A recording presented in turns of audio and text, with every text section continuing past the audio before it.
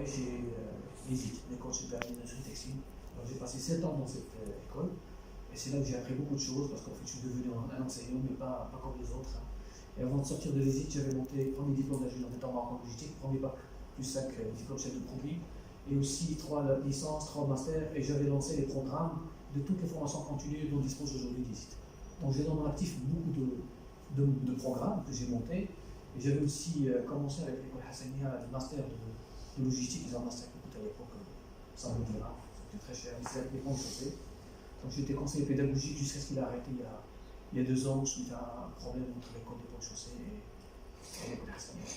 Alors après, je suis parti à l'ISTL, l'Institut supérieur de transport et logistique, c'est pas si vous connaissez cet institut qui n'existait pas en 2006, donc je l'ai créé, j'ai lancé le premier bac plus 4 en Maroc en logistique, premier bac plus 2, et aussi un bac plus 5 avec Panthéon Assas.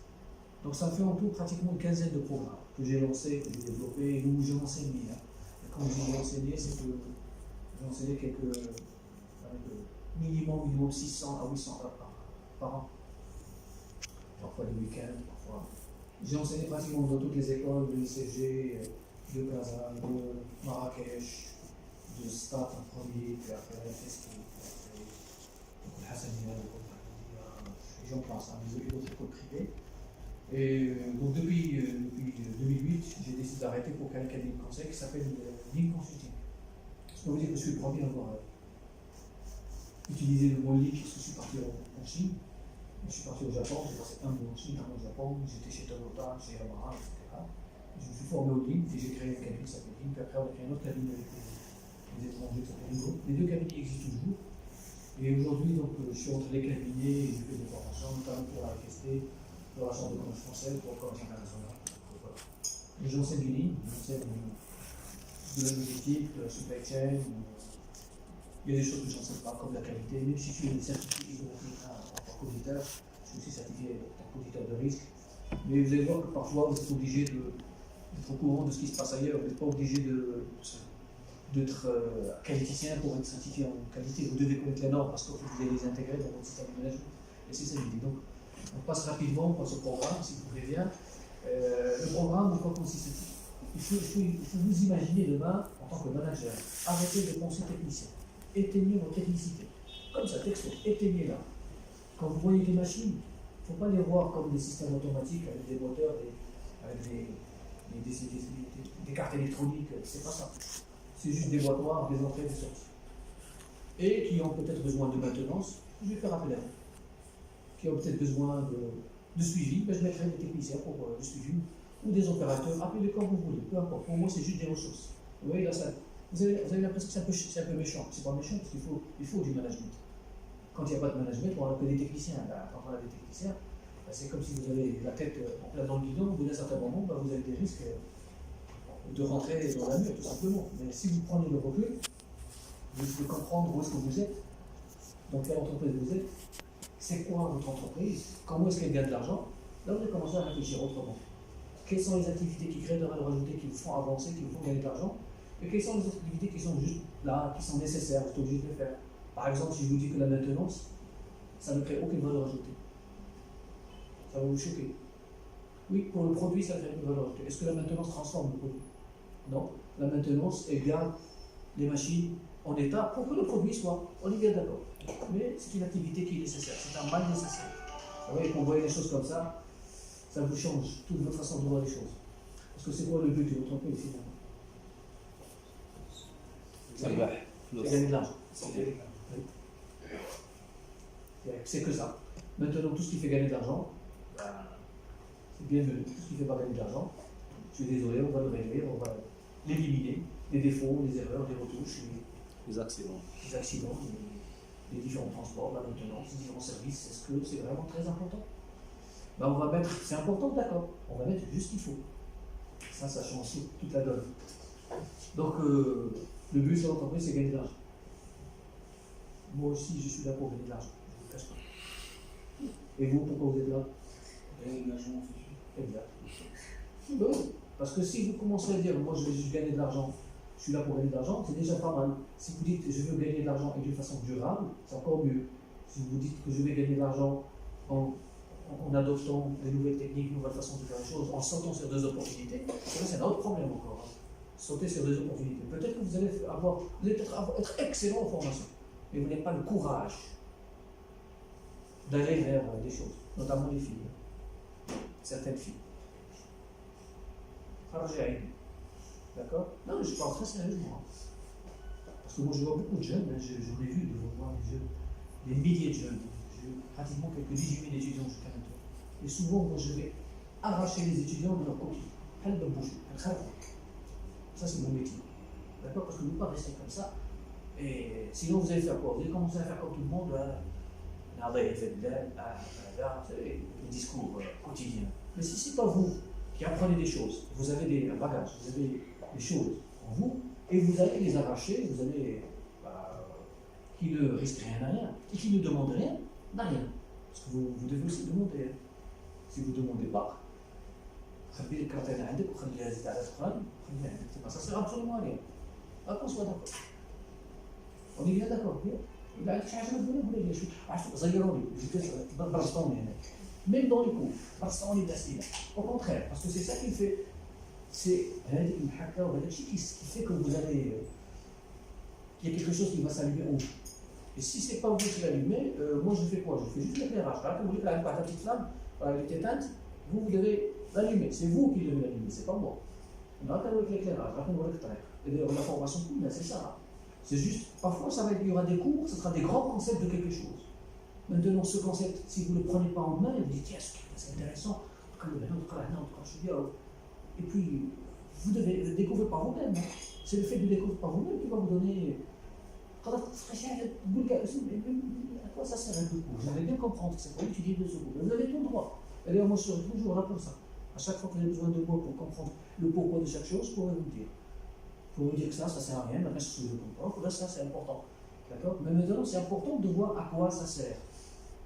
Vous savez, un phénomène extraordinaire, un mécanicien, il me semble que tombé. Vous savez, tous les problèmes ne se résolvent pas par des. Il y a des outils, vous savez aussi bien que moi, il y a des outils pour chaque chose. Il y a des systèmes, ils disent le bon outil, on va rien. Bien d'accord. Les outils, c'est très important. Vous devez d'abord connaître les outils, savoir comment les utiliser, d'accord? Et puis après, utiliser vos autres capacités. Donc on va découvrir rapidement ce que c'est que ce programme. J'ai repris le programme, bien sûr, de la PAC, et j'ai ajouté des petites choses qui m'ont semblé intéressantes. Maintenant, rien ne nous empêche, si vous avez des nouveautés, des choses, moi je suis tout le temps au courant de ce qui se passe, des nouveautés, j'ai dit, c'est très important. Et à chaque fois quelque chose de nouveau, moi je l'intègre dans mon système. Parfois je l'intègre même dans des écoles, c'est pas demandé, mais je donne aux étudiants une autre façon de voir les choses, parce que c'est très important. Bon, on commence. Le management des projets. On voit le management des projets. Alors déjà, un manager, son quotidien, c'est sûr, c'est des équipes, c'est des ressources, c'est des machines qu'il va gérer. On est bien d'accord. Mais il doit tout le temps faire évoluer son système. Il doit tout le temps trouver des idées neuves. Il doit tout le temps trouver des choses intéressantes. Et ça devient des projets. Et des projets, vous allez donc impliquer des ressources. Vous allez impliquer vos équipes. Vous-même, quand vous travaillez, quand vous n'avez pas de projet, quand vous faites le quotidien, est-ce qu'au bout d'un certain moment, vous n'êtes pas ennuyé? Vous vous ennuyez jamais? Pas de mal. Et si vous avez un truc qui c'est intéressant, et si y a un truc qui permet à tout le monde d'avancer, et si c'est un truc qui permet à tout le monde de gagner mieux, ben là ça devient autre chose. Vous voyez ce que je veux dire? Et la gestion des projets, elle a les règles d'IA. Elle a les règles de l'art d'IA. Sachez qu'en fait, le management de projet est devenu carrément toute une discipline. Elle est une science presque immobilière. Bon, si on peut appeler ça science, parce que la deuxième master de la fac, on dit là, les sciences.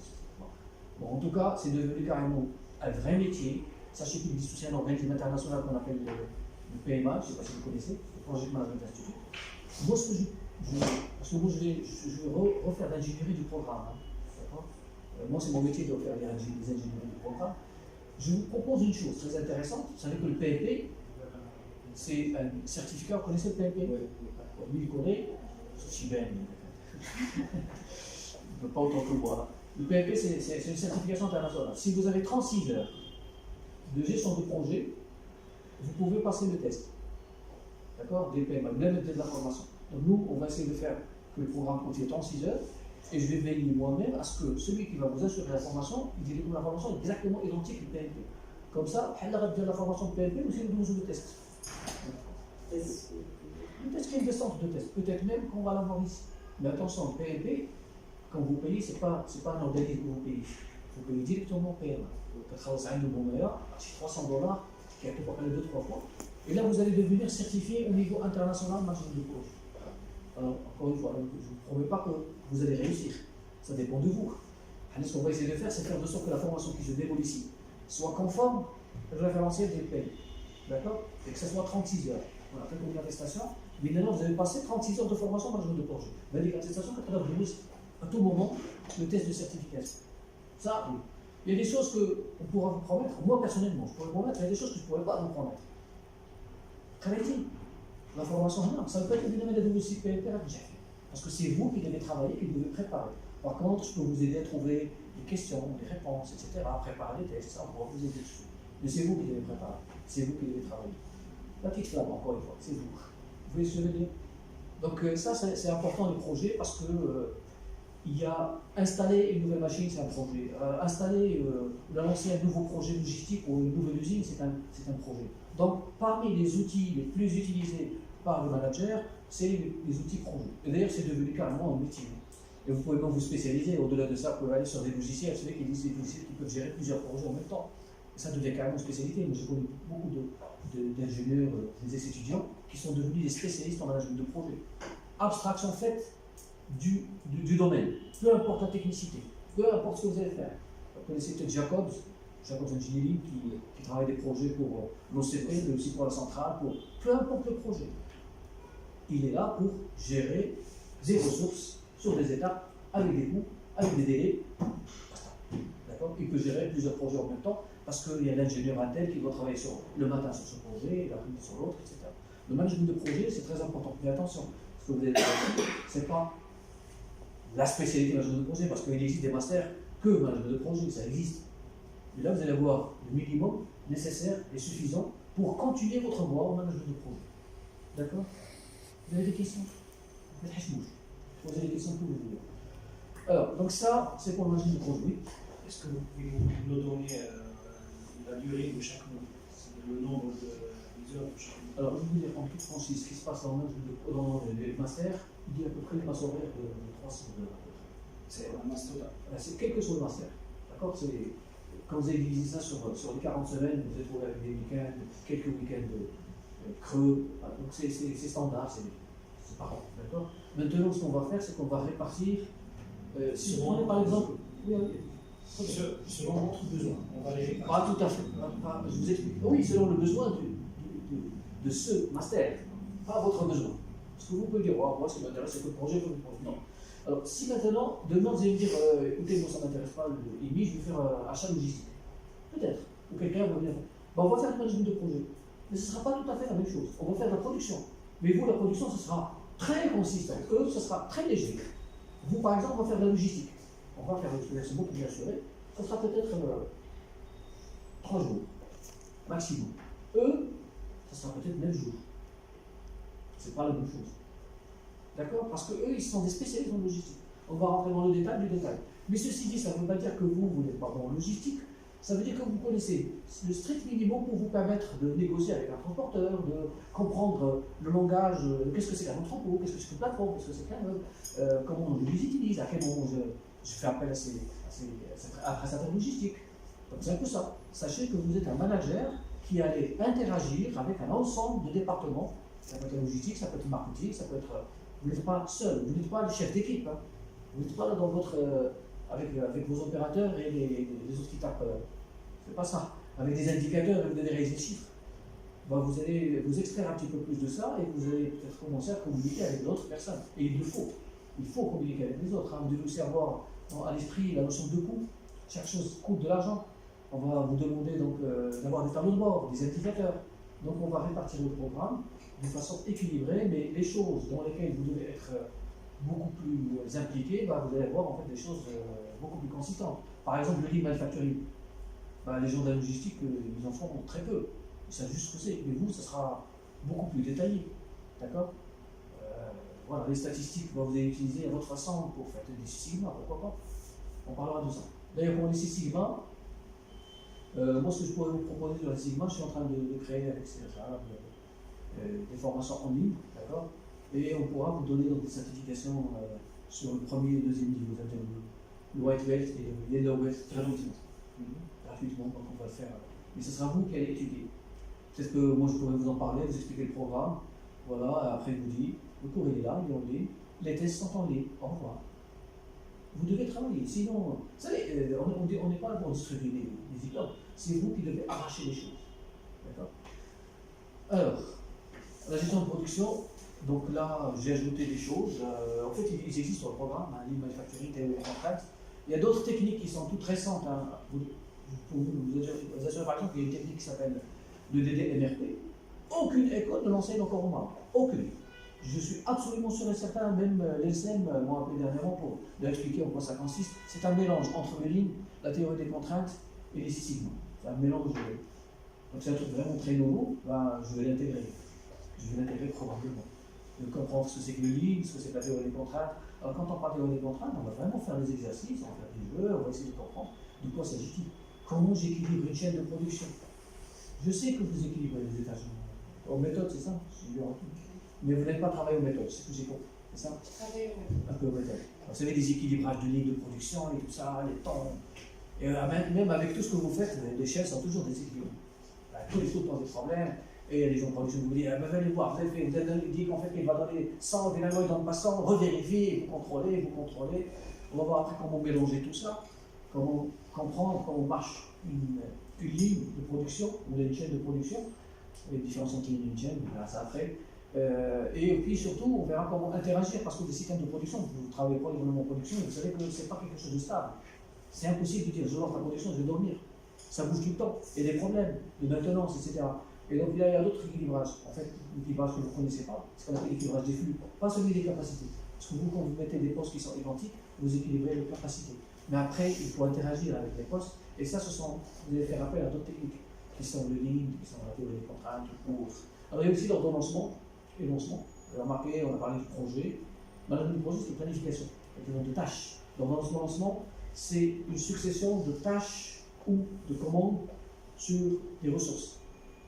On verra, parce que ce que vous ne savez peut-être pas, c'est que j'ai regardé un petit peu ce que vous avez fait, ce que vous avez travaillé. Toutes les industries ne sont pas identiques. Vous qui avez fait ST, vous avez fait câblage, c'est pas tout à fait la même chose. Hein, quand vous avez des machines qui lancent des pièces en cadencé, du TO20 à 220, vous avez travaillé 100 000, tac, tac, tac, tac, ça sort tout seul. Et quand vous êtes en câblage, c'est autre chose. Hein, vous venez des c'est autre chose. Et si vous êtes en OCP, c'est encore autre chose.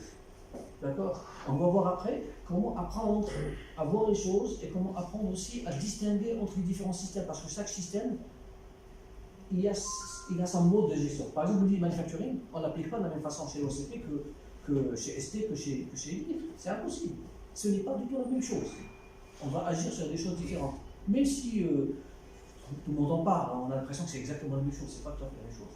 On va voir que toutes ces choses qu'on va voir ensemble, apprendre à distinguer les différents systèmes, ça pourra aussi être une bonne chose pour vous, parce que demain, vous pouvez changer de système, changer d'entreprise, changer d'entreprise facilement.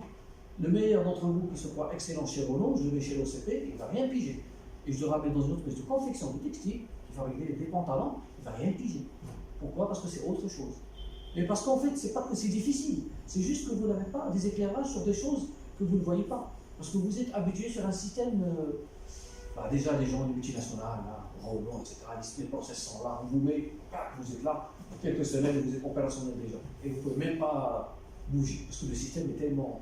C'est bien les multinationales, ça forme au début. Après, vous devenez un ouvrier sophistiqué. Excusez-moi l'expression. Ça, je l'ai dit même à mon fils, qui était chez elle, tout content. Je fais tes chiffres d'affaires. Je lui ai dit, écoute, fiston, tu es juste un ouvrier sophistiqué avec un téléphone, avec un PC, et tu le réalises des chiffres d'affaires tous les jours. Regardez comme ça. Il a quitté juste après pour aller faire autre chose. Parce qu'au bout d'un certain moment, si vous ne prenez pas votre courage en main, vous n'allez pas voir ce qui se passe ailleurs. Vous savez, votre stabilité, et je sais que ça ne va pas plaire à la direction de Renault d'entendre ça, mais votre stabilité, c'est de votre instabilité. Je vous explique. Si vous changez de poste, chaque 2 années, 3 années, vous allez apprendre des choses nouvelles. Et plus vous apprenez des choses nouvelles, plus vous devenez consistant. Et mieux vous allez être employable. Vous voyez ce que je veux dire? Ça veut dire que vous allez pouvoir travailler partout là où vous voulez. Ça, c'est très important. Alors, un manager, c'est pas un technicien. On oublie la technicité. Je peux travailler dans n'importe quel secteur. Parce que moi, je suis manager, je gère des ressources, je gère des personnes, je gère des machines, je gère des flux, je gère des coûts. J'ai des tableaux de bord, j'ai des indicateurs. Et ça, c'est intéressant. Parce que je peux vous mettre là où vous voulez. Aujourd'hui, moi, je travaille en tant que consultant absolument dans n'importe quel secteur. Je suis sûr de ce que je dis. Absolument. Et je rentre avec vous dans n'importe quelle entreprise, je suis capable de vous voir rapidement et vous dire et vous raconter comme si je suis avec vous. Pourquoi? Parce que je connais les différents systèmes, je sais transposer quoi sur quoi, je connais les habitudes des mécaniciens, les habitudes des chefs de chaîne. Parce que c'est la même chose, ça. Ça, c'est par contre la même chose. D'accord? C'est les mêmes réflexes, c'est les mêmes habitudes. Mais si vous êtes capable demain de commencer à voir en tant que manager les choses, c'est juste une perception, hein. C'est juste changer de casquette. Parce que demain, si vous êtes en maintenance, c'est une chose, vous avez changé de boulot, vous êtes en maintenance, et vous avez vu qu'en fait, c'est juste vous changez de casquette. Vous devez oublier votre métier, parce que si vous êtes en qualité et vous travaillez en production, la qualité, elle vous pousse toujours à arrêter, etc. Alors qu'en fait, en production, vous devez aimer. C'est pas la même chose. Mais oui, c'est des conflits, c'est normal. L'entreprise, c'est ça. Alors, vous aussi, dans votre vie, vous voulez faire plein de choses, mais il y a des choses qui vous bloquent. La famille, l'argent, d'accord, mais si c'était qu'à vous, vous serez parti à la lune peut-être. Mais il y a toujours des blocages, des systèmes, etc. Voilà, donc ça c'est par rapport à la gestion de production. Maintenant parlons de la logistique. Dans la logistique, vous avez tous entendu parler c'est un des moments où on parle beaucoup de logistique. Hein. D'ailleurs, il y a même un engouement. Hein. Je dirais un engouement, ça veut dire qu'il y a trop de diplômés en logistique. Enfin, je connais ça très très bien parce que j'étais le premier formateur de logistique au Maroc, en supply chain, en 2000 déjà. Et j'étais derrière aussi ça, mais ce qui s'est passé, c'est que beaucoup d'universités, tout le monde a fait logistique. Aussi bien que moi, au Maroc, nous avons le phénomène téléboutique. Quand quelqu'un ouvre téléboutique, tout le monde ouvre téléboutique. Quand quelqu'un ouvre un café, tout le monde ouvre un café. Au bout d'un certain moment, ça marche plus. Et justement, il y a un risque aussi pour vous. Hein. Pour vous, vous avez un grand risque. Parce que si tout le monde fait logistique et tout le monde fait management industriel, c'est un problème. Au bout d'un certain moment, tout le monde va avoir les mêmes diplômes. Et ce qui va se passer, c'est que l'offre et la demande. Qu'est-ce qu'il faut faire dans ce cas-là? Il faut être spécialisé. S'il faut être juste TDA, vous devez devenir TDA. Si vous êtes TDA, vous vous rappelez de TDA? Non? Non. Totalement différent des autres. Quand on vous voit, je sais que c'est vous, vous voyez. Pourquoi vous voulez être comme les autres? Vous vous ressemblez tous les deux? Ils sont des sœurs. Vous êtes des sœurs? Et vous ne vous ressemblez pas? Vous vous ressemblez? Pourquoi est-ce qu'on est tous différents? Pourquoi le bon Dieu nous a fait tous identiques? Parce qu'il veut qu'on soit différents. Donc cultivons la différence. On ne peut pas les faire exactement comme l'autre. Ça veut dire qu'au sein même de cette formation, demain par exemple vous avez un projet de fin d'études. Le projet de fin d'études, ce n'est pas un truc dont vous devez vous débarrasser. Non, loin de là, c'est pas ça. Un projet de fin d'études, c'est une opportunité pour cultiver, pour chercher beaucoup mieux dans un domaine pour être différent des autres. Et je ne suis pas obligé d'aller chercher sur les forums, s'il vous plaît, quelqu'un a-t-il un rapport sur un. J'en vois tout le temps. Hein. Allez, je vous envoie le rapport, Internet, vous copiez-coller, votre truc, votre article, votre. Non, au contraire, il faut choisir quelque chose qui vous intéresse, qui vous attire. Dites, moi je suis expert en ça parce que j'ai cherché, parce que j'ai approfondi. Allez faire autre chose, hein, je ne sais pas. Hein. Qu'est-ce qui vous empêche demain d'aller faire la maintenance dans un hôpital, comme chez Zayd par exemple? Vous allez exceller, hein. Parce qu'eux, ils n'ont rien. Qu'est-ce qui vous empêche de faire? Par exemple, gérer la maintenance d'un grand hôpital, gérer, je ne sais pas, la productivité dans un hôtel. Ben oui, ceux qui vont préparer les chambres, etc., c'est aussi des opérateurs. C'est juste que vous ne voyez pas que des opérateurs. Pour vous, c'est des femmes de chambre. Mais c'est pas vrai, c'est des opérateurs. Ils ont un travail à faire. Ils ont une nomenclature. La chambre doit ceci, cela se fait. Chaque chose à place. Ils ont le nom. Ben, quand vous commencez à voir les choses autrement, vous avez plein d'opportunités qui sont là. Mais si vous voulez tous travailler chez Dire, travailler chez Renault, allez-y. Trouvez sophistiqué. Vous voyez?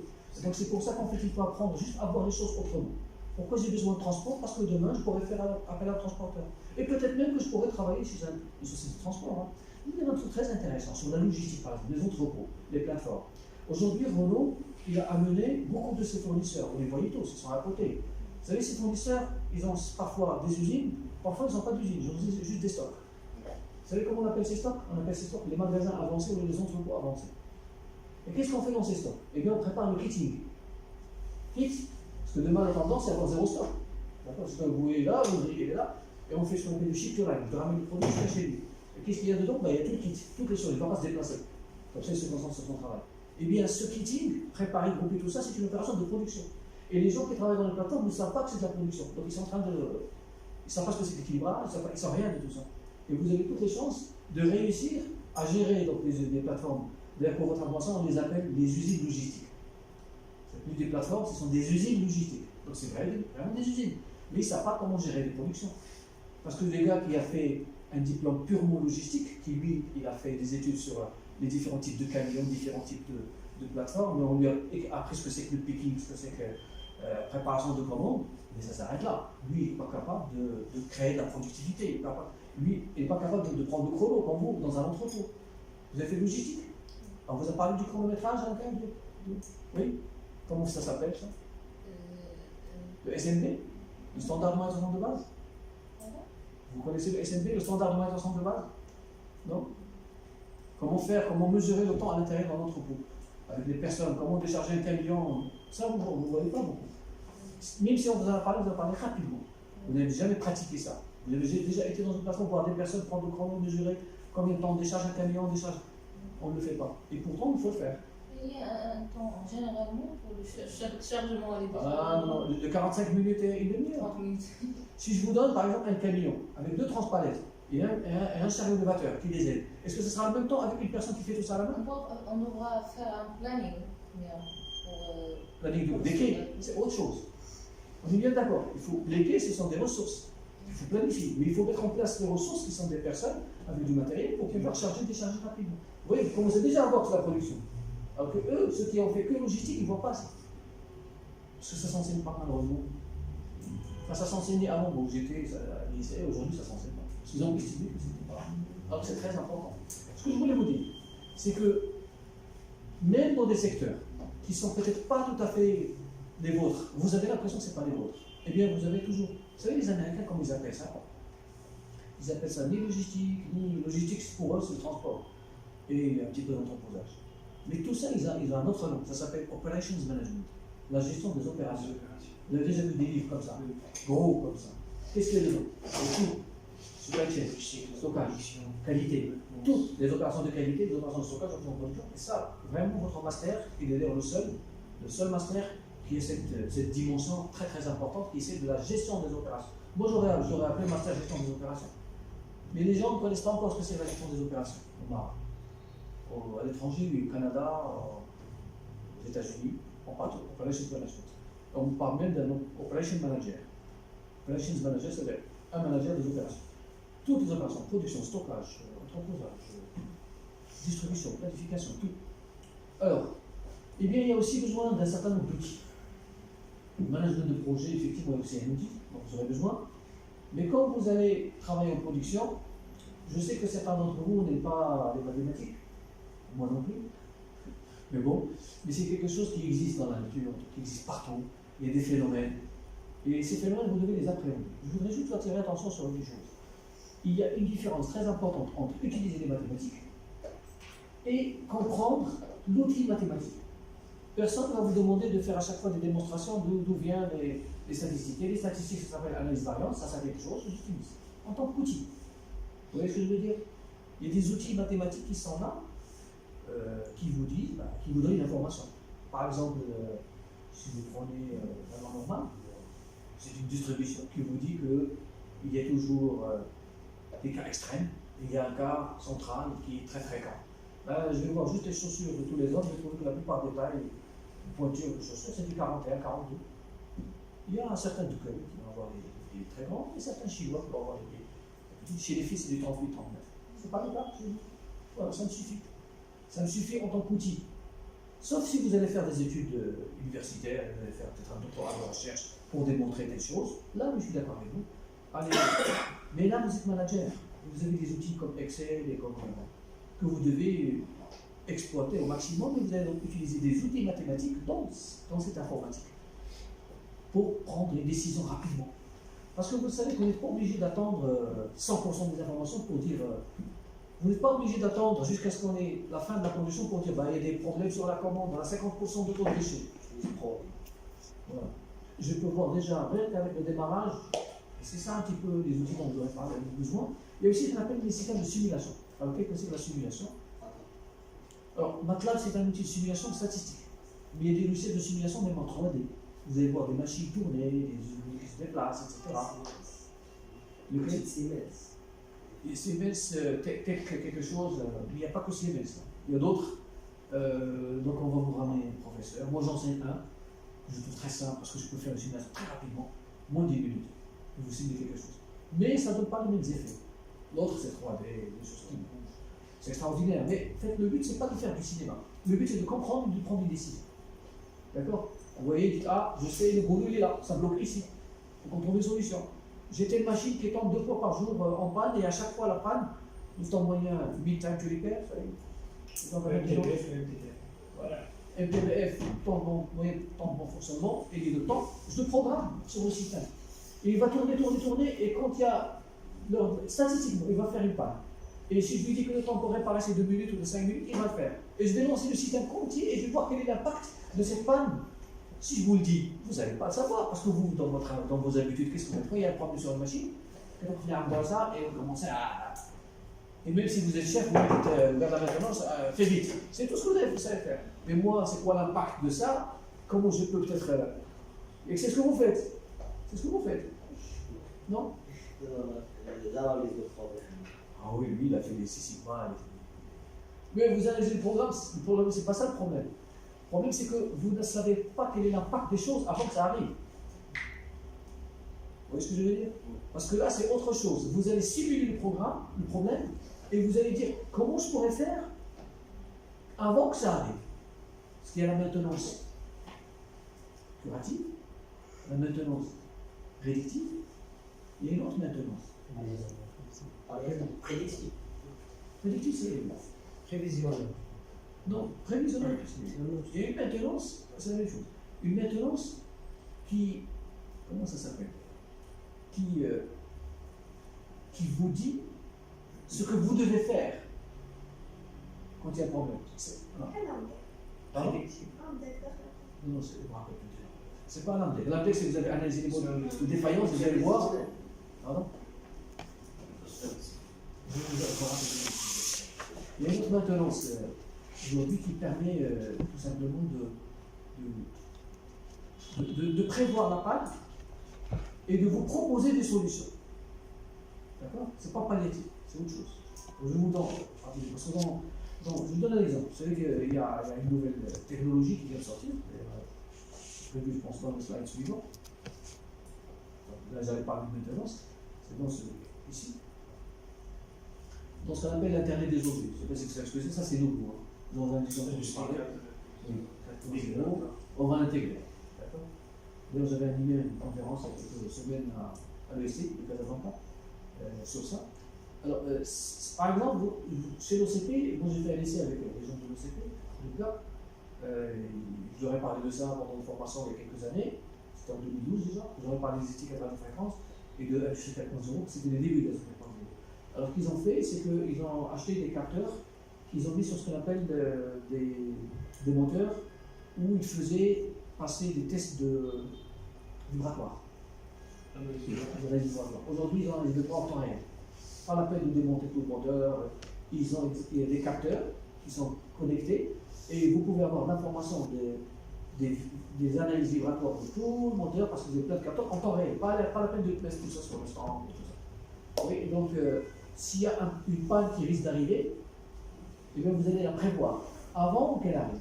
Et vous allez préparer tout ça pour que c'est presque du conseil prédictif. D'accord? Donc on va revenir sur des choses comme ça, on va essayer de voir comment on pourra l'appliquer. Moi en tout cas, quand je vais vous animer des conférences, on va essayer de faire des choses pratiques.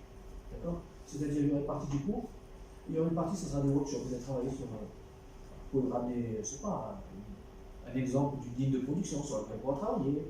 Je pourrais vous ramener des exemples concrets sur des choses. Réaliser un entrepôt. Ok, qu'est-ce qu'il y a dans un entrepôt, les activités, etc. On le décide, on imagine des solutions. Et ça sera beaucoup plus intéressant. Alors je reviens sur les autres parties. Donc on était sur ça. Donc vous allez faire de la simulation, vous allez faire de la recherche opérationnelle. Alors, la recherche opérationnelle, c'est quoi? il y a des méthodes comme la méthode simplex, vous allez comprendre qu'est-ce que c'est, après vous allez l'appliquer sur Excel. Vous allez dire comment je modélise ça, et puis ça devient une sorte de formule. Vous prenez cette formule, vous allez dire voilà, je sais que le optimal c'est ce point, c'est ce point, voilà ce qu'il faut éviter avant de passer au système industriel. Parce qu'il se peut que vous n'ayez pas tout ça dans votre entreprise. Et vous avez tous tout le monde à Excel, tout le monde à des tableurs. Donc un petit peu de statistique, mais à chaque fois, essayez de comprendre que le but, c'est d'appliquer tout ça dans votre métier, en tant qu'outil.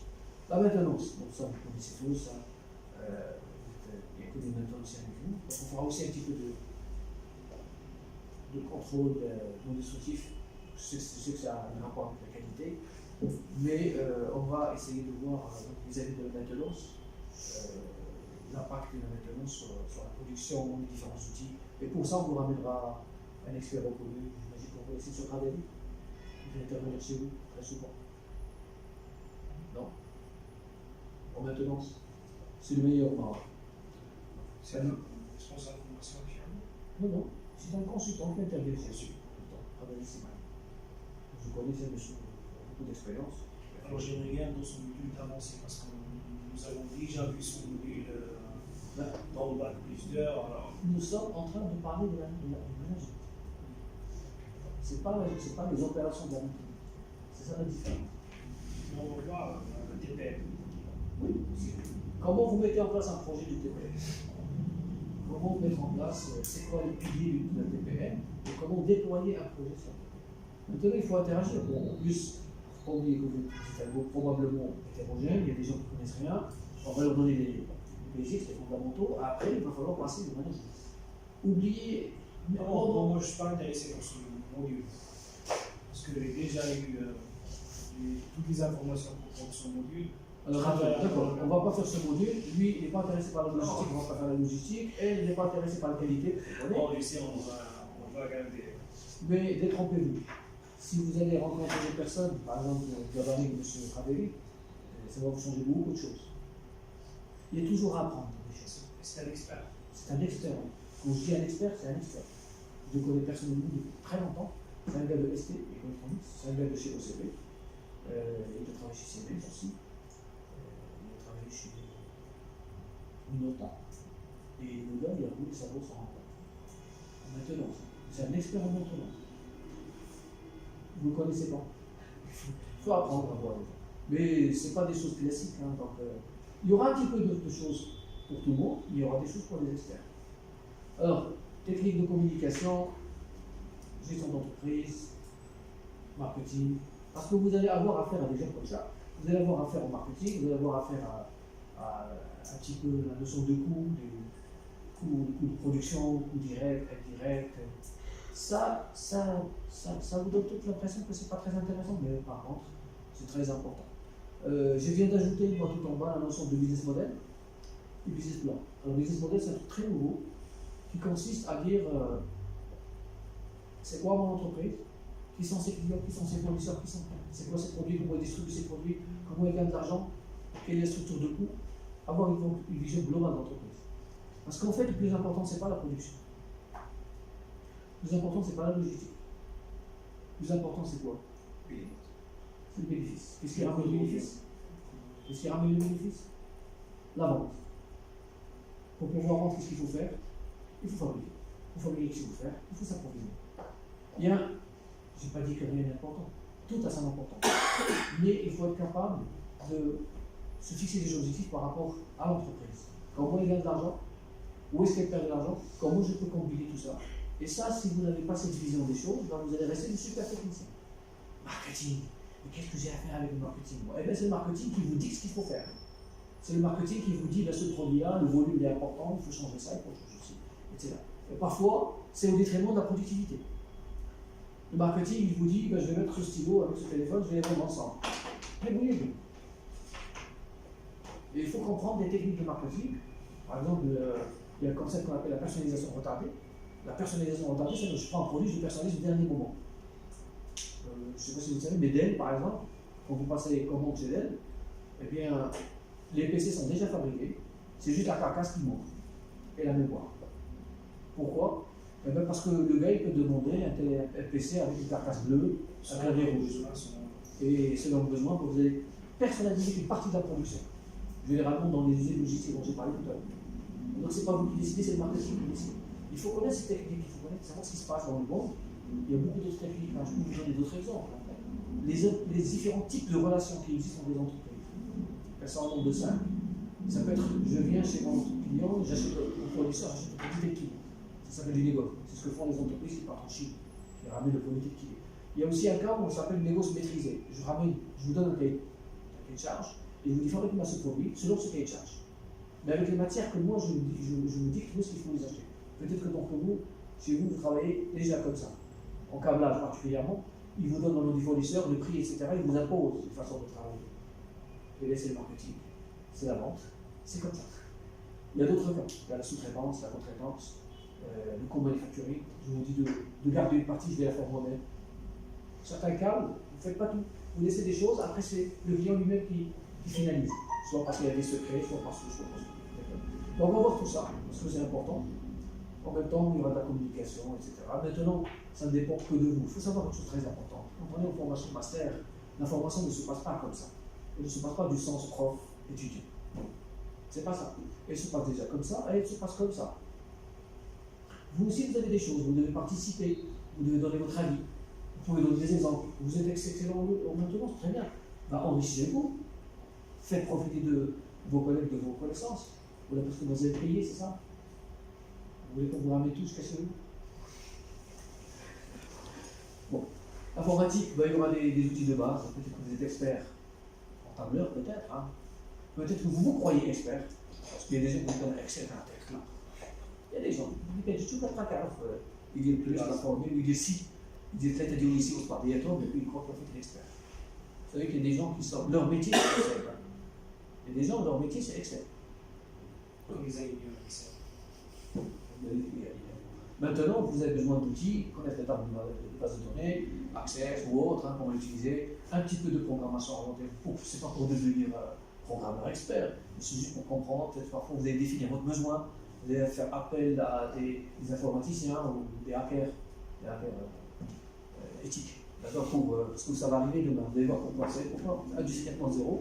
Industrie 4.0, il faut avoir des capteurs partout et des petits programmes, des petites applications partout. On va faire appel à des hackers. Il y aura beaucoup de travail pour ces gens-là. Avec Industrie 4.0, il y aura beaucoup de développement de petites applications. Comment je suis là avec mon téléphone, je peux savoir exactement la température à l'intérieur de mon moteur électrique ou de ma presse et savoir est-ce que mon frigo, la température est bien répartie ou pas, est-ce que la pression est bonne ou pas, et j'en passe. Voilà. Et vous allez travailler aussi sur la gestion des projets informatiques. Alors, les ERP. Alors, les ERP, c'est pas pour vous dire on va travailler sur SAP, ou sur quelque chose, la Adobe, ou la. Non, c'est pour comprendre l'architecture d'un ERP et pour savoir quels sont les besoins. Parce que demain, il se peut, toujours l'entreprise, il y a ce qu'on appelle des niveaux de maturité, ou savoir de chaque entreprise avance petit à petit. À un certain moment, il devient important. Bien sûr, les multinationales sont déjà à un niveau de maturité qui est très avancé. Mais ceci dit, vous qui êtes déjà là, quand vous allez dans le système, vous ne savez pas comment ça marche. Si demain je vous mets dans une entreprise, il n'y a rien. Comment installer un système ERP? Comment faire accompagner le système d'information qui doit accompagner l'agrandissement de l'entreprise? Vous savez, c'est comme le corps. Hein. Le corps, il est là. Chaque partie de notre corps est reliée au système d'information. Le tout est relié au cerveau. S'il n'y a pas de système d'information qui fait le système nerveux chez nous, la même chose d'entreprise, vous devez savoir quelles solutions choisir, comment les déployer, qu'est-ce que c'est qu'un PJ ou un ERP, les technologies d'information, qu'est-ce qu'il y a de nouveau, puis après travailler sur un projet ERP, les différents départements, comment ça communique entre eux, c'est quoi les bases de données communes, et toutes ces choses-là. Parce que demain, vous allez avoir besoin de la mémoire. Vous allez avoir besoin, d'ailleurs, j'imagine que vous suivez tout ça sur les. Vous avez un système ERP, vous suivez tout le temps l'activité des départements. ST. PSMS Facture. PSMS, il n'existe plus. Existe. PSMS, c'est des câbles. EMCS. Avec tout ce qu'il y a. Déjà, أول مرة des câbles كله في است. دابا الكابل كله vous savez pourquoi je dis دابا نتبعوا سميتو فاكتور ووركس 2 هو اللي باش خدام يعني دابا جيستيون ديال البرودكسيون انسي ديال المانتونس يعني تراسابيلتي ديال لي زاري ولا C'est pourquoi je dis que moi je l'ai installé. Et qu'est-ce que j'ai compris dedans, de ça? C'est qu'à l'époque, c'était en 89, il n'y avait encore rien.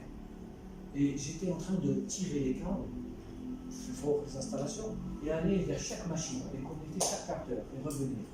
Je vous assure, j'avais comme l'impression, parce que j'étais là en principal, et je voyais en fait, j'étais en train de faire 12 les nerfs de l'entreprise. Et une fois que j'ai installé un truc qui joue les chefs, on sait, regarde, on sait le nombre de pannes, qui c'est qui a été d'accord, est-ce que c'est l'opératrice, et moi je voyais qu'en fait, je mettais de l'intelligence dans l'entreprise. Bien sûr, ça a évolué, parce que depuis 89 à aujourd'hui, ça fait 28 ans exactement, c'est beaucoup de temps. Et en fait, ce que je voulais vous dire, c'est que les systèmes d'information sont très importants. Plus vous les maîtrisez, mieux vous les maîtrisez, mieux vous maîtrisez l'information, mieux vous maîtrisez l'information, vous êtes capable de prendre des décisions plus rapidement que les autres, et donc vous êtes forcément plus efficace que les autres. Celui qui détient l'information sera toujours celui qui va dominer. Détenir l'information et savoir aussi comment prendre des décisions. Voilà, donc il y a un logiciel qui s'appelle Prélude. On va voir est-ce qu'on va faire Prélude ou autre chose, parce que ça dépendra de. On va voir après l'organisation des dossiers, parce qu'on va s'organiser pour les profs. En tout cas, sur certains modules, qui sont les modules les plus importants. C'est un module que je vais assurer moi-même. Après, il y a des modules pour la maintenance, je mettrai sur un idée. On mettra des modules qui sont des modules phares, on mettra de très bons profs. On ne pourra pas malheureusement ramener tout le monde de Casablanca parce que ça coûte relativement cher. Quand j'ai habité, j'ai essayé. Parce que c'est remarqué. Mais bon, c'est pas pour ça, c'est juste pour pouvoir effectivement. On va essayer de toutes les façons de faire en sorte que les cours. Mais il faut interagir, hein, il ne faut pas hésiter quand il y a un problème quelque part, il faut dire, hein, personne n'est parfait, les profs ne sont pas parfaits, vous non plus n'êtes pas parfaits, nous on n'est pas parfaits. Donc il faut peut-être à chaque fois interagir, dire votre avis, à chaque fois d'ailleurs, hein, qu'ils soient positifs ou négatifs, il faut le dire. Voilà, donc c'est important les systèmes d'information. Et puis moi j'ai ajouté cette partie-là, qui fait partie des systèmes d'information si vous voulez, mais qui essaie, parce que vous êtes en industrie quand même. Et quand vous êtes en industrie, ce qu'on va essayer de faire, c'est chercher les nouveautés par rapport aux capteurs. Vous êtes déjà tous travaillé sur des capteurs. Il n'y a pas de machine sans capteurs en maintenance. D'ailleurs, beaucoup de pannes viennent des capteurs. Aujourd'hui, il y a des nouveaux capteurs. Il y a des nouveaux capteurs qui sont très petits, très fins, intégrés parfois même. Parfois, ils sont fondus dans la fente. On se met une PSA qui est des capteurs déjà, qui vous donnent des informations. Peut-être même qu'on pourra, demain, si ça marche avec Renault, on pourra même leur demander peut-être de nous acheter des choses. Hein. Ça ne coûte rien du tout. J'ai fait des premières expériences de RFID, c'était en 2006, à l'ICIT. Comme on démarre, 2006, ça fait beaucoup de temps, comme on démarre des petits modules comme ça. Et on a commencé à écrire avec quel jour, quel temps que je fais l'information, quel jour, quel temps de l'information, c'est rien du tout. Mais l'idée, c'est quoi? C'est apprendre un petit peu demain, et croyez-moi, ce qui va arriver demain, il y aura beaucoup de digitalisation. Et vous devez être comment ça marche. Demain, vous pouvez mener un projet, c'est un projet de digitalisation industrielle. Pourquoi pas? Et ça pourra vous donner aussi peut-être d'autres portes, hein, pour ceux qui veulent faire peut-être une expérience à l'étranger, ça peut être intéressant. On parlera de big data, etc. Et puis après, il y a un aspect qui est important, qui est la qualité, l'hygiène, la sécurité, l'environnement. Ça, vous savez aussi bien que moi que c'est incontournable. Il y a un autre aspect peut-être qu'on a négligé un peu, c'est l'aspect social. On ne pourra pas tout faire. D'accord? La gestion des ressources humaines. Hein? La gestion des ressources humaines. Donc, l'aspect social, il y a par exemple un certain nombre de certifications. RSE, ça veut dire que l'entreprise respecte le droit de la femme, de l'enfant, ne fait pas travailler les enfants, l'équité, etc. On pourra en parler, on va demander au professeur de vous intégrer, de vous dire quelles sont une panoplie de toutes les normes qui existent, de toutes les institutions qui existent. Maintenant, ce qu'il faut savoir, c'est que la démarche est la même. Moi, je suis expert en risque, en qualité, la démarche est exactement la même. C'est juste qu'il faut voir la norme, il faut apprendre à voir la norme. Je soulignerai ça à la personne qui va s'occuper de nous sur cette partie-là, pour qu'il vous montre comment mettre en place une démarche certification, ISO ou autre. Moi, par exemple, si je dois vous assurer le cours de ligne, moi je donne le cours de ligne, je le donne de deux façons différentes. Je le donne, je vous donnerai avant des heures dans les écoles, mais bon, quand je le donne, j'explique les concepts, les principes, etc. Et la deuxième phase, c'est le déploiement des lignes. Comment faire pour mettre en place des lignes et réussir la mission des lignes. Voilà, je crois qu'on a presque terminé. Projet de fin d'études, comme je disais tout à l'heure. Alors, si vous voulez réussir votre master, ça passe d'abord par le projet de fin d'études. Alors, projet de fin d'études, moi, ce que je propose à mes étudiants, c'est le travail sur ce qu'on appelle le business model. Alors, le business model, c'est pour l'entreprise, etc. Et c'est aussi développer un petit référentiel d'audit. Je m'explique. Vous avez tous déjà fait des projets de fin d'études, n'est-ce pas? Oui. Et vous avez tous au moins vu cette problématique, c'est quoi le sujet? Est-ce que quelqu'un a un sujet? Est-ce que tu as une idée de sujet? Moi, je vous propose de trouver des sujets par vous-même. Comment? Eh bien, on fait un audit. On regarde, par rapport à un référentiel d'entreprise, je fais de la maintenance. Qu'est-ce qu'il y a comme référentiel de maintenance? Est-ce que l'entreprise a ça, a ça, a ça? Ben, il y a 2-3 points qu'elle n'a pas. Ben, ces 2-3 points, je travaille dessus. Je choisis un ou deux, je travaille dessus. Moi, je fais ça avec les gens de logistique. Je leur donne un référentiel, ils font un audit.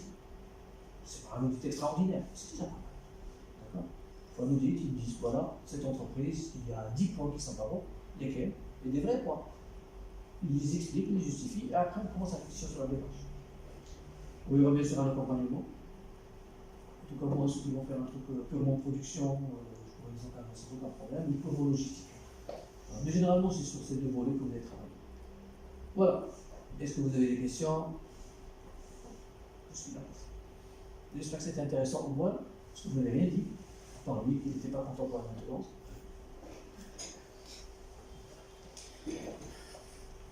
Il me laisse tous, ça va? Lorsqu'on a vu tout à l'heure, ce sont les modules principaux et là, on a des éléments. Oui, oui. On va revoir tout ça en détail. D'ailleurs, moi, je vais revoir avec chaque prof qui va être dedans, parce que comme ça, il va pouvoir raconter n'importe quoi. On va lui donner un petit peu de liberté, 20-30%, mais sinon, il y a des points qui sont très importants à traiter dans chaque matière. Est-ce qu'on a des syllabus, des syllabus? Là, pour les profs, certains profs on les connaît déjà, les plus importants. Quelques profs qui sont sur Tanger, là, demain, je vais revoir avec ceux-là, je vais voir si on les valide ou pas. On va proposer quelqu'un pour le système d'information. Moi, j'ai quelqu'un sur le système d'information, je vais proposer quelqu'un. Voilà, ça dépend de cette personne, de ce qu'elle fait, etc. Vous avez des questions? On a passé quand même 1 heure. Hein. Oui? Pour la qualité, je ne sais pas si on va voir les outils de la qualité. Si, c'était écrit. On a un module gestion qualité. Si, c'était écrit, oui. Ah oui, résolution de problèmes, mais ça c'est classique. Maintenant, ce que je disais moi en plus, c'est la démarche qualité. Parce que ça, on n'enseigne pas beaucoup. Comment mettre en place un projet qualité, c'est quoi les prérequis, comment le réussir. D'accord? Posez des questions. Si vous ne posez pas beaucoup de questions, moi, ça m'inquiète. Hein. Vous dites comme dans ce temps-là, maintenant. Ça veut. Peut-être que tu veux non, mais allez-y, il n'y a pas de problème, posez des questions. C'est d'abord les langues. Le problème, c'est que ces formations-là, ça se passe en anglais. D'accord? Moi, je suis en train vraiment de travailler dessus, sur les formations qu'on a en français et anglais. D'accord? Après, vous allez faire le parcours. Moi, ce que je peux vous promettre, c'est passer le Yellow Belt et le White Belt et le Yellow Belt. Le White Belt, là, je normal les autres certifications, voilà. Puis après le Yellow, vous commencez à connaître les outils. D'accord? Donc, quand vous connaissez les outils, vous commencez à développer les outils. Le green. Après, le Black, c'est le projet. C'est le management de projet en utilisant des outils avec des objectifs de coût, etc. Le Black Belt, c'est qu'on a dit qu'un projet très bon. D'accord? C'est comme un projet de fin d'études que vous devez présenter devant le jury composé de plusieurs personnes. Je suis sûr qu'on va y arriver. Parce qu'ici, on a 2 entités, IT Academy et Institut. On est en train de développer ça, des partenariats. On est même des choses très intéressantes qui vont arriver, ça va bientôt. Mais à part ce projet qui a eu beaucoup de difficultés pour ça fait aussi bien que moi. En tout cas, vous allez s'occuper de ça. Mais nous, on a beaucoup de volonté, on veut que ça réussisse. Mais donc, d'abord, nous devons étape par étape. Vous savez, moi, je me suis fait certifier 2 fois White, je suis 3 fois Yellow, 2 fois Green. Vous savez pourquoi je me suis certifié 2 fois? Pour n'a pas la place. Pour voir les programmes, pour comparer, etc. Peut-être c'est officiel, hein. Juste pour comprendre. Et j'ai acheté déjà une formation Black à ce que je veux faire, c'est monter des programmes et les faire certifier exactement comme font les autres. Ce que quelqu'un qui est charge, ce qu'on appelle le body of knowledge. Le management de projet. BOC, ça veut dire body of knowledge, le corpus de connaissances. Chaque formation certifiante, pardon? C'est un cahier pédagogique. خصو يكون عندها كوربوس يكون عندها واحد الكاي شارج يبغوا ريسبكتي. في السي سيجما كاين دو اورغانيزم كاين اي اس كيو امريكان سوسايتي اوف كواليتي وكاين واحد سميتو انستيتيوت اوف سيكس سيجما شي حاجه. هاد لي دو هما لي سول اللي كيعطيو دي فورماسيون اكريديتي. D'accord. Donc ce qui fait que moi je peux monter une formation. Il suffit que je l'accrédite pour qu'elle devienne accréditée. خلص شي حاجه. Mais d'abord la question c'est que d'abord la formation white belt n'est pas concernée par l'habilitation. La yellow belt plus ou moins, c'est pas important. Parce que vous pouvez passer directement la grille. Donc on va passer les deux premières, les gens ils ont la base. Une fois qu'on a une petite communauté intéressante, on va monter la formation grille et la faire accréditer. Parce que accréditer une formation ça ou alors qu'il n'y a pas beaucoup de monde, ça sert à rien. Après les gens qu'on veut faire, on peut faire. Mais ça va arriver. Moi en tout cas je suis en train de travailler dessus très efficacement. Il y a le site institut, le créateur de l'institut. Peut-être qu'il y a des écoles, mais il y a des écoles qui ont une école, il y a la supply chain ou les Six Sigma, où il y aura des formations en Six Sigma. On est en train de travailler dessus plusieurs personnes, comme des fous. Parce qu'on veut vérifier. Et c'est des produits qui sont faits au marbre. Vous allez voir la qualité des produits. Très bien, très bien. Très bien. D'autres questions? Demandez. La durée de la formation, c'est d'une année ou bien La durée? la formation, une année ou bien M1 ou M2. Ça dépend de vous, ça dépend. Si vous avez déjà M1, vous allez passer directement M2. Normalement, il y a M2. Non. Mais non, mais il y a M1. لا كاين M1 mais هذا pour l'expérience donc Il y a une expérience M2 qui joue la validation des années. L'expérience que tu as. Comment ça se passe في الفورماسيون؟ C'est-à-dire. المشكل ولا الموضوع كامل او لا؟ Non, c'est pas بحال M2. ولكن عندك une expérience. ماشي زيرو expérience. يعني 2 années, 3 années, je sais pas combien ils ont. 2 années 2 années. 2 années. Parce que finalement, là, je vois qu'on a déjà fait ça, etc. Il a raison quelque part. C'est comme moi, j'ai fait bac électrotechnique. Et quand j'ai fait l'ET, j'ai vu bien les moteurs synchrones et tout ça, j'ai tout revu. Mais bon, c'est comme ça. Et après, j'ai dit, bon, je vais faire l'électronique. Deuxième année, j'ai converti par l'électronique. Pour ne pas voir la même chose. Mais il y a pas de logistique là. C'est pour ça que moi je change tout le temps, pour voir d'autres choses. Mais ça ne fait pas de mal de voir.